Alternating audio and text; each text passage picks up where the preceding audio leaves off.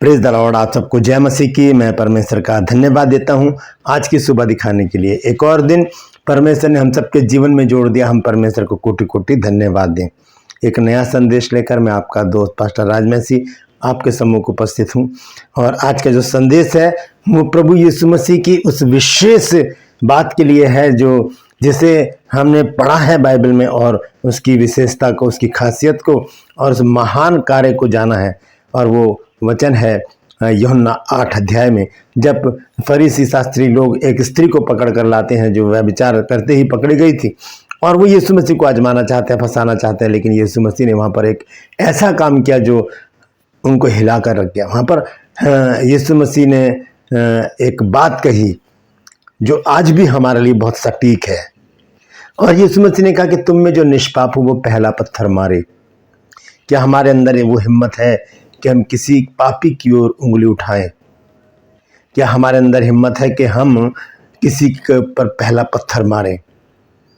पहला पत्थर मारना बड़ी हिम्मत की बात है, क्योंकि मैं क्या हूं मैं जानता हूं या परमेश्वर जानता है। आप में से कोई भी नहीं जानता। आप क्या है आप जानते हैं या परमेश्वर जानता है? नहीं तो कोई भी नहीं जानता, ना माँ बाप, भाई बहन, पत्नी पति, बच्चे, कोई भी नहीं जानता। सिर्फ परमेश्वर जानता है कि हमारे मन में क्या चल रहा है और हम क्या सोच रहे हैं। परमेश्वर सोच को भी सुन लेता है, हमारी सोच को भी सुन लेता है। तो ये जो वचन है ये परमेश्वर की उस प्रवृत्ति के लिए, उस खास बात के लिए। तो ये जो वचन है ये आज हमारी आंखों को खोलने के लिए बहुत ज़रूरी है, कि लगभग 2000 साल पहले, 2020 साल पहले भी यीशु मसीह की ये बात बिल्कुल सटीक हुई थी, इसीलिए सब लोग पत्थर छोड़कर भाग गए थे। आज भी ये बात वैसी की वैसी है, एज इट इज़ है। आज भी अगर प्रभु यीशु मसीह हमसे कहे कि तुम में जो निष्पाप हो वो पहला पत्थर मार दे, तो क्या हम मारेंगे? नहीं, क्योंकि हम सब जानते हैं। क्योंकि मैंने देखा है बड़े बड़े पास्टर लोग जो यूट्यूब पर, फेसबुक पर या ऑनलाइन जो करते हैं, वो पास्टरों पर उंगली उठाते हैं और बहुत बड़ी बड़ी बातें करते हैं। तो बाइबल तो साफ मना करते हैं कि हे दोष लगाने वाले, तू कोई क्यों ना हो, तू निरुत्तर है। यीशु मसीह ने भी कहा मत्ती 7 की पहली आयत में कि दोष मत लगाओ कि तुम पर भी दोष ना लगाया जाए। तो ये लोग एक स्त्री को लेकर आए और दोष लगा रहे थे कि ये पाप में पकड़ी गई है। Praise the Lord. तो ये वचन बहुत ही हिला देने वाला है। इसको सुनिएगा, समझिएगा, और इसके अंत में जब हम जाएंगे तो एक बहुत बड़ी बात मैं आज आपके साथ शेयर करने वाला हूं। तो पूरा वचन सुनिए और मेरे साथ बने रहिए। ट्रू पर्स में आज का सवाल है कि परमेश्वर इजरायलियों से कितने साल तक नाराज रहा, रूठा रहा? आपकी बाइबल में वहां लिखा होगा क्रोधित रहा, लेकिन सही शब्द है रूठा रहा।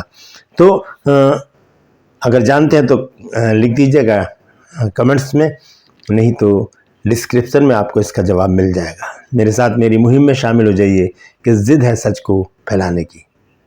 ये नंबर बहन रेखा का है और इस नंबर पर आप कॉल कीजिए और अपने लिए प्रार्थना करवाइए। परमेश्वर आपके जीवन में बड़े काम करना चाहता है।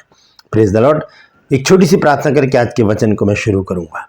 जीवित और महान दयालु पिता परमेश्वर, हम तेरा धन्यवाद, तेरा शुक्र, तेरी तारीफ, तेरी बड़ाई करते हैं प्रभु, क्योंकि तू इस योग्य है। धन्यवाद देते हैं प्रभु जी आज के दिन के लिए जो तूने दिखाया है। मैं विनती करता हूँ प्रभु जी, आज के वचन को शेयर करने मेरी मदद सहायता कर। मेरे होठों को, मेरे दिल दिमाग को छूकर ब्लेस कर। मेरी आत्मा और मेरा शरीर तेरे ही कब्जे में रहे प्रभु, ताकि बोलने वाला मनुष्य नहीं बल्कि तेरा आत्मा हो। जितने भी लोग इस वचन को देख रहे हैं, सुन रहे हैं, उन सब पर मैं तेरी आशीष बोलता हूँ। हर एक को आशीषित कर। हर एक की रोग, बीमारी, चिंता, परेशानियां, दुख, तकलीफें, कलेश, लड़ाई झगड़े, नशा, कर्जे और प्रभु जी बेरोजगारी, बांझपन, बीमारियां दूर कर दे मेरे प्रभु जी। अपने बच्चों को खुशहाली दे, आनंद दे प्रभु जी। भला चंगा रख और आशीषित कर। यीशु के नाम से मांगता हूँ, आमीन। Praise the Lord. तो आइए आज के संदेश को शुरू करेंगे। सबसे पहले हम देखते हैं वो वचन जहां पर ये लिखा है, यूहन्ना रचित सुसमाचार 8 अध्याय 1 पद से 11 पद तक जब हम पढ़ते हैं तो पूरा पढ़ के उसके बाद हम आगे बात करेंगे। लिखा है, परंतु यीशु जैतून के पहाड़ पर गया और भोर को फिर मंदिर में आया और सब लोग उसके पास आए और वह बैठकर उन्हें उपदेश देने लगा। तब शास्त्री और फरीसी एक स्त्री को लाए जो व्यभिचार में पकड़ी गई थी, और उसको बीच में खड़ी करके यीशु से कहा, हे गुरु, ये स्त्री व्यभिचार करते ही पकड़ी गई है, व्यवस्था में मूसा ने हमें आज्ञा दी है कि ऐसी स्त्रियों को पथरवा कर करें। सो तू इस स्त्री के विषय में क्या कहता है? आजमाना चाहते हैं व्यवस्था की दुहाई देकर, ये व्यवस्था की बातों को सामने लाकर प्रभु यीशु मसीह से कुछ पूछना चाहते हैं उस स्त्री के बारे में। करें तो करें क्या, इसके साथ क्या किया जाना चाहिए? क्या व्यवस्था के अनुसार इसे पथरवा करके मार देना चाहिए?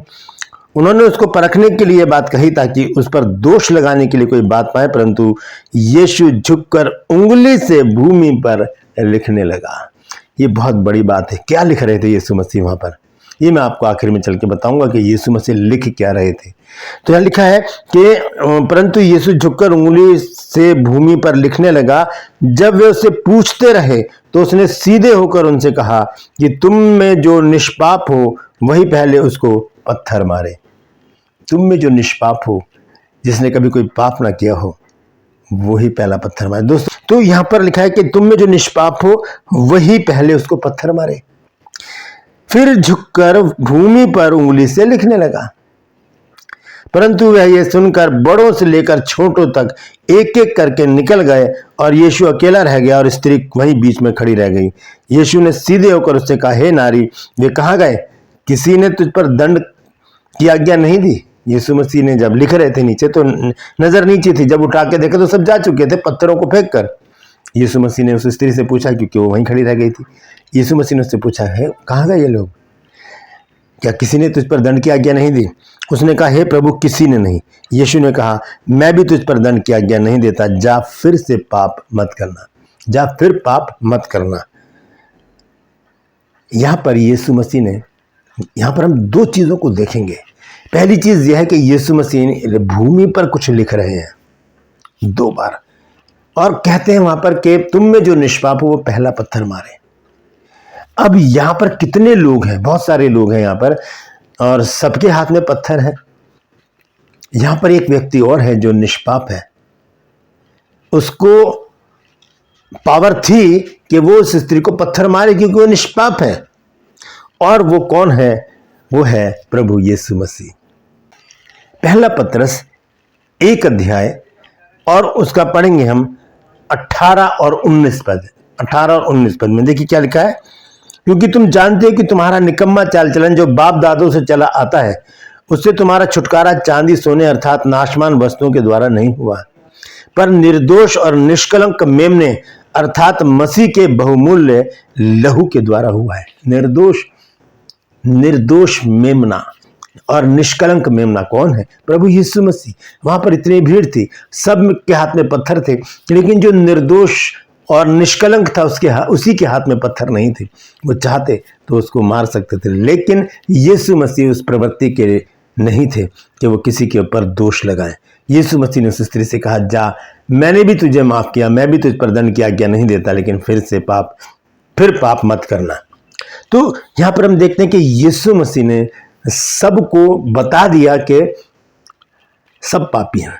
जब हम पढ़ते हैं रोमियो 3 अध्याय के 23 पद में, तो वहां लिखा है कि क्योंकि सबने पाप किया है और परमेश्वर की महिमा से रहित है।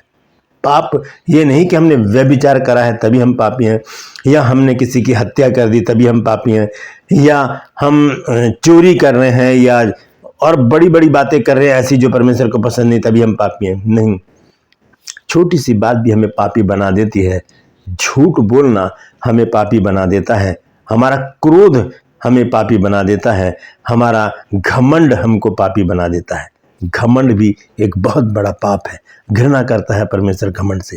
तो यही होता है पाप। पाप के बहुत सारे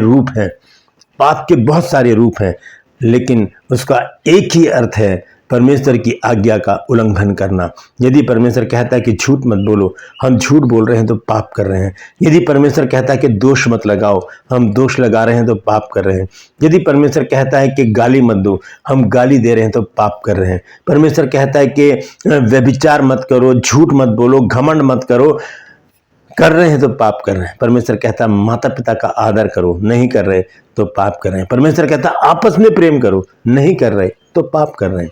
तो ये छोटी छोटी बातें भी हमें पापी बना देती हैं। जरूरी नहीं कि बहुत बड़ा व्यभिचार कर दिया या मर्डर कर दिया किसी का तब हम पापी ठहरेंगे, नहीं।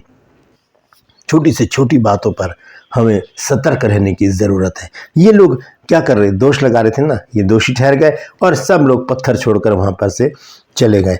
तो हम देखते हैं मत्ती 7 अध्याय के पहले पद में यीशु मसीह ने कहा, दोष मत लगाओ कि तुम पर भी दोष ना लगाया जाए। रोमियो 2 अध्याय के पहले पद में संत पौलुस ने कहा, हे दोष लगाने वाले तू कोई क्यों ना हो, तू निरुत्तर है। हम जब किसी के ऊपर एक उंगली उठाते तो ये 3 उंगली हमारी तरफ उठती हैं, 3 उंगलियां हमारी तरफ उठती है। हमें दोष लगाने की आज्ञा नहीं मिली है, हमें आज्ञा मिली है कि हम सबसे प्रेम करें। यीशु मसीह ने कहा, इससे बड़ा प्रेम किसी का नहीं कि कोई अपने मित्रों के लिए अपने प्राण को दे दे। जैसा प्रेम मैंने तुमसे किया वैसे तुम भी एक दूसरे से प्रेम रखो। कैसा प्रेम? निस्वार्थ प्रेम। Praise the Lord. तो हम देखते हैं कि अकेला प्रभु यीशु मसीह वहां पर निष्पाप थे और उन्होंने भी उसको पत्थर नहीं मारा, लेकिन उसे कहा कि जा आज के बाद फिर पाप मत करना, मैंने भी तुझ पर दंड की आज्ञा नहीं दी। अब आते हैं हम आगे कि जब हम सब पापी हैं तो हम कैसे किसी के ऊपर उंगली उठा सकते हैं? हमारा छुटकारा कैसे होगा? क्या हमारे पास हिम्मत है कि हम किसी के ऊपर पत्थर मार दें? हमारे पास हिम्मत है कि हम किसी पापी को जाने? पत्थर मारने का अर्थ ये नहीं कि हम पत्थर ही उठा के मार रहे हैं। हमारी जुबान से भी बहुत कठोर शब्द निकलते हैं जो पत्थर के समान होते हैं। हम उनको बुरा भला कहते हैं, गालियां देते हैं, ऐसी बड़ी बड़ी भारी भारी बातें बोल देते हैं कि दूसरे का मन ही टूट जाता है। तो ये पत्थर मारने के समान है। तो क्या हमारे अंदर हिम्मत है कि हम किसी से कहें कि तू गलत है? दोस्तों, हमारे अंदर ऐसी हिम्मत आएगी ही नहीं, क्योंकि जब हम अपने आप को इस पाप से छुटकारा दिलाएंगे उसके बाद हम खुद ही बदल जाएंगे। हम फिर किसी के ऊपर पत्थर उठाने का साहस ही नहीं करेंगे, क्योंकि हम सारी सच्चाई को जान जाएंगे। लेकिन ये पाप धुलेंगे कैसे? आइए देखते हैं।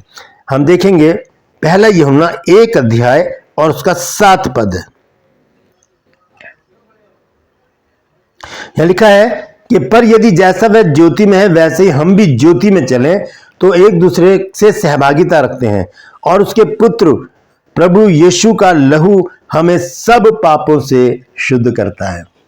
यीशु का लहू हमें सब पापों से क्या करता है? शुद्ध करता है। हम उसके लहू से अपने आप को धो लेते हैं, जब हम सारे पापों से शुद्ध हो जाते हैं। लेकिन ज़रूरी यह है कि शुद्ध होने के बाद हम उसी में बने रहें। ये नहीं कि शुद्ध हो गए उसके बाद फिर से हम उन्हीं कामों में लग गए, फिर से झूठ बोल रहे हैं, फिर से गालियां दे रहे हैं, फिर से नशा कर रहे हैं, फिर से झगड़े कर रहे हैं, फिर से व्यभिचार कर रहे हैं, फिर से हम वो व्यर्थ की कामों में लगे हैं कि हम फिर से पापी हो जाए। नहीं, जब एक बार हमने ज्योति पाली है तो हम फिर से उन कामों में लिप्त ना हों कि हम फिर से अंधकार में चले जाएं। यहाँ पर लिखा है कि प्रभु यीशु का लहू हमें सब पापों से शुद्ध करता है। उसके बाद क्या होता है? रोमियो 12 के दूसरे पद में जब हम पढ़ते हैं तो देखिए क्या लिखा है। लिखा है कि और इस संसार के सदृश ना बनो, परंतु तुम्हारी बुद्धि के नए हो जाने से तुम्हारा चाल चलन भी बदलता जाए, जिससे तुम परमेश्वर की भली और भावती और सिद्ध इच्छा अनुभव से मालूम करते रहो। हमारी बुद्धि बदल जाए, हमारा चाल चलन, हमारी जुबान, हमारा सोचना, हमारा उठना बैठना, हमारा व्यवहार, हमारा चाल चलन सब कुछ बदल जाए। और ये बदलेगा जब हम अपने आप को यीशु के लहू से ब्लेस करेंगे। हम प्रार्थना करेंगे अपने हाथों को उठा के, प्रभु तू मुझे अपने लहू से धो दे, प्रभु मेरे पापों को अपने लहू से धो दे प्रभु, ताकि मैं किसी के ऊपर उंगली ना उठा सकूं, मैं किसी के ऊपर पत्थर ना उठा सकूं। प्रभु मुझे नया बना, मुझे नया बनाकर अपने सम्मुख खड़ा कर, ताकि प्रभु मेरे मुंह से तेरी महिमा होती रहे और मैं तुझे ऊंचे पर चढ़ाऊं, मैं घटूं और तू मुझ में बढ़ता चला जाए। यीशु के नाम से मांगते, आमीन। ये प्रार्थना कीजिए, परमेश्वर सारे पापों को धो देगा, लेकिन उसमें फिर हमें बने रहना है, वापस नहीं जाना, बैकस्लाइड नहीं होना। तो हम देखते हैं कि जब हम यीशु के लहू से अपने आप को धो लेते हैं तब क्या होता है? प्रकाशित वाक्य 21 अध्याय और उसके 5 पद को हम जब पढ़ते हैं तो यहाँ लिखा है, और जो सिंहासन पर बैठा था उसने कहा कि देख मैं सब कुछ नया कर देता हूं, मैं सब कुछ नया कर देता हूं। फिर उसने कहा कि लिख ले, क्योंकि ये वचन विश्वास के योग्य और सत्य है। ये वचन विश्वास के योग्य और सत्य है, सच्चा वचन है ये। क्या कि प्रभु यीशु मसीह सब कुछ नया कर देता है। हमारी जुबान, हमारी दृष्टि, हमारी सोच, हमारा चाल चलन, हमारा व्यवहार, हमारा रहन सहन, सब कुछ बदल जाता है। हम नए हो जाते हैं, और जब हम नए हो जाते हैं तब हमारे पास हिम्मत ही नहीं कि हम किसी के ऊपर उठाकर पत्थर फेंक कर मारें। तब हम उसे माफ करेंगे, हम उसे माफ करेंगे प्रभु यीशु मसीह की तरह। जैसे यीशु मसीह ने उस स्त्री से कहा कि जा, मैंने भी तुझे माफ किया, मैं भी तुझ पर दंड की आज्ञा नहीं देता, लेकिन फिर से पाप मत करना। यानी कि एक बार जब हम यीशु मसीह के लहू से धुल गए, जब एक बार हमने पापों का पश्चाताप कर लिया, जब हमने एक बार सारी गंदी बातों को छोड़ दिया है, तो हम दोबारा उसमें लिप्त ना हो, हम दोबारा उसमें लिप्त ना हो, बल्कि एक नया जीवन प्राप्त करके हम प्रभु में आगे बढ़ते चले जाएं। Praise the Lord. हम मनुष्यों को देखते हैं कि तुम क्या कर रहे हो, हम अपने को जांचें, हम अपने को परखें। हमारा पूरा जीवन दूसरों को परखने में निकल जाता है कि ये क्या कर रहे हैं, वो क्या कर रहे हैं, उनका जीवन कैसा है। हम इस चक्कर में क्या होता है, हम अपने आप को गलत रास्ते पर लेकर चल जाते हैं, हम दोष लगाने वाले हो जाते हैं, हम दोषी ठहरते हैं। हमें सबसे पहले अपने आप को जांचना होगा, अपने आप को परखना होगा, हमारा जीवन सही होगा, हम तभी दूसरे को कह सकते कि भाई ये चीज़ गलत है। यदि मैं शराब पीने का आदी हूँ और कोई मेरे पास आता है कि मेरी शराब छुड़वाने के लिए प्रार्थना कर दो, तो मैं उसके लिए प्रार्थना कैसे कर सकता हूँ जब मैं खुद ही शराब पी रहा हूँ? पहले मुझे छोड़नी पड़ेगी, तब मैं उससे कहूँगा कि भाई शराब पीना बुरी बात है, आइए मैं आपके लिए प्रार्थना करता हूँ। तो दोस्तों, ये ज़रूरी है कि हम किसी के ऊपर दोष लगाने से पहले अपने आप को जांचें परखें, क्योंकि प्रभु यीशु मसीह का वचन जो लिखा है, आज हमने पढ़ा है, यीशु मसीह ने सारी बातों को हमारे सामने रखा और हमें बताया कि दोष लगाने वाले कभी भी ठहर नहीं सकते, उन्हें लज्जित होना पड़ेगा, उन्हें वापस जाना पड़ेगा। हमारे पास जब हियाव होगा पत्थर मारने का, तब हम पत्थर नहीं उठाएंगे, बल्कि हम एक अच्छे स्वभाव के साथ उस जन को समझाएंगे, उसको प्रभु में लाने का प्रयास करेंगे, उसको उसके जीवन को बदलने का प्रयास करेंगे। फिर हम दोष लगाने वाले नहीं होंगे, हम क्षमा करने वाले होंगे। Praise the Lord. परमेश्वर इन वचनों के द्वारा हम सबको आशीष दे। यदि आज आपने कुछ नया सीखा है तो कमेंट्स बॉक्स में लिख दीजिएगा और इस वचन को शेयर कीजिए ताकि और भी लोग इन बातों को जान सकें। ट्रू पल्स में आज का सवाल है कि परमेश्वर इजरायलियों से कितने वर्ष तक रूठा रहा, क्रोधित भी रहा, रूठा रहा, कितने वर्ष तक? यदि जानते हैं तो कमेंट्स में लिख दीजिए, नहीं तो डिस्क्रिप्शन में आपको इसका जवाब मिल जाएगा। मेरे साथ मेरी मुहिम में शामिल हो जाइए, जिद है सच को फैलाने की। ये नंबर बहन रेखा का है, हमारा जो प्रेयर सेंटर है पंजाब में, वहाँ पर आप प्रार्थना करवा सकते हैं। फ़ोन कीजिए, आपके लिए प्रार्थना होगी और प्रभु आपके जीवन में बड़े काम करेंगे। यदि अभी तक आपने मेरे इस चैनल को सब्सक्राइब नहीं किया तो अभी सब्सक्राइब कर लीजिए, बेल आइकन को दबाइए ताकि नोटिफिकेशन आपके पास पहुँचे और नया वीडियो बिना व्यवधान के आपके पास पहुँच जाए। मेरे वीडियोज़ को लाइक कीजिए, शेयर कीजिए और कमेंट्स बॉक्स में आकर मुझसे ज़रूर बातचीत कीजिए। Praise the Lord. आज के लिए बस इतना ही, फिर मिलूंगा एक नए संदेश के साथ, एक नया वीडियो लेकर। तब तक के लिए मुझे इजाज़त दीजिए, लेकिन अपना और अपनों का ख्याल रखिए और दोष लगाने की प्रवृत्ति से बच के रहिए। Praise the Lord.